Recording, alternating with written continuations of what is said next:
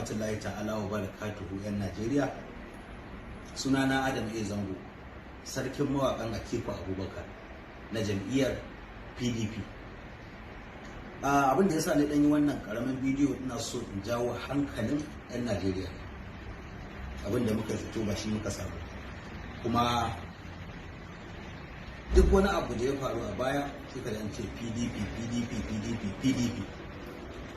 To sai gashi Ubangiji Allah ya kama lokacin da PDP ta yi rawar gani ta tafi.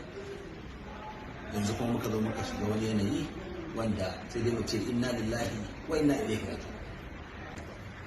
Saboda haka nake so da ni da masoyana, manyan masu kuɗi da talakawa, kai duk wani wanda ya san cewa shi masoyin Atiku to ya fito. Mun haɗu da mu da mabiya Atiku Abubakar, sai muka yi tunanin cewa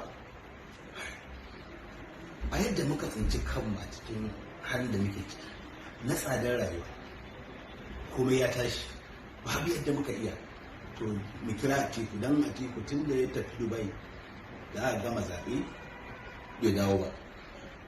To muna so mu yi amfani da wannan damar domin mu kira shi, sai sa muka ce za mu haɗa waƙa mai tsafi wanda za ta sa mu kira Atiku Abubakar ya dawo Najeriya. In ya dawo Najeriya, to mun tabbatar da cewa hankalinmu zai kwanta, za mu ɗan jira lokaci mai kaɗan kafin zuwan 2023. Don haka duk mutumin da ya san masoyin Atiku ne, mun ɗora masa nauyin naira 500 zuwa sama da haka, duk abin da kai ra'ayi. Za mu yi waƙa wanda take mai jan hankali, kuma wanda za ta sanar da 'yan Najeriya cewa an gullar kan zabo a kai. Account number ɗin shine Diamond Bank 00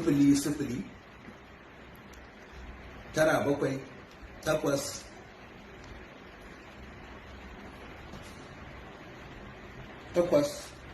Zan sake, ban san kuɗi sa kuɗin a account ɗin wani ne. Yawwa, Diamond Bank 00 978 4514. Diamond Bank. Sai mun ji ku jama'a.